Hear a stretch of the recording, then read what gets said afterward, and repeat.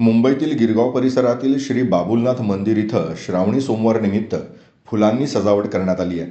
तसंच या मंदिरात आज मोठ्या संख्येनं भाविकांची दर्शन घेण्यासाठी गर्दीही पाहायला मिळते. श्रावण महिन्याचा पहिला सोमवार असल्यामुळे हिंदू धर्मात श्रावण महिन्याला विशेष महत्त्व असतं. याच निमित्तानं आजच्या दिवशी सर्वच भगवान शंकरांच्या मंदिरात भाविकांची मोठी गर्दी आहे.